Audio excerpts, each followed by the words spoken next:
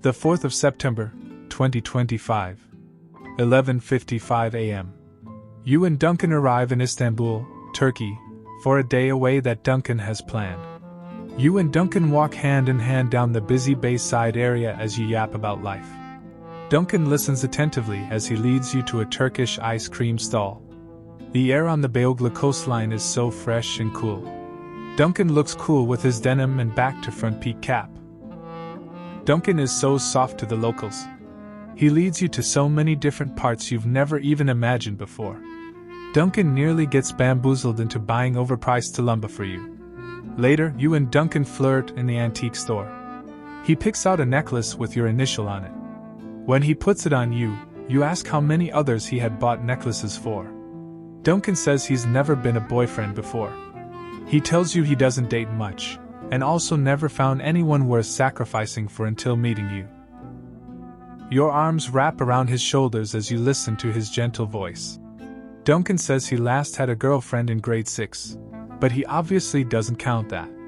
You grin and ask if he's just been screwing girls over since then, without any commitment to them. Duncan assures you he's never been a F-boy, and that he's only become committed upon meeting you. That evening, Duncan takes you to a restaurant on the quiet side of Beyoğlu. You see the distant view of Galata Bridge and feel bliss. You look back to see Duncan staring at you in adoration. You blush as he takes your hand. He asks if you're happy and you say yes. Duncan says he's really happy Emily introduced you to.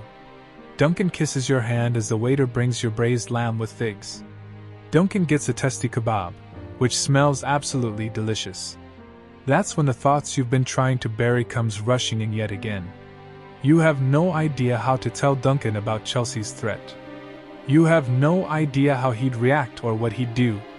You stare at Duncan as he takes a mouthful bite of his kebab. You realize you may never spend this much time with him again. You tell him you care so deeply about him. Duncan says he cares about you as well.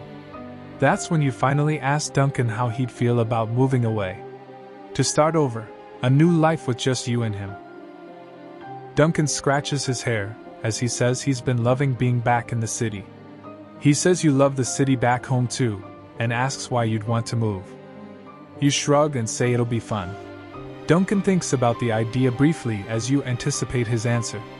Duncan finally tells you his father has invited him back into the company as a junior apprentice. Your hope quickly diminishes. You say you understand as your heart drops further. Back at the hotel, Duncan undresses as you fix him some coffee. In the kitchen, you feel his arms wrap around your waist as he stands behind you, kissing the back of your neck. He hushes that he'll run away with you if you really want him to. You realize you can't expect Duncan to leave his life on hold for you once again. You tell him it's okay. Duncan doesn't say anything. He just kisses your neck as his long fingers caress your hips. You feel his long hard arm press against your back before he turns you around to kiss you. He suddenly lifts you up and carries you to the bedroom, leaving his coffee behind.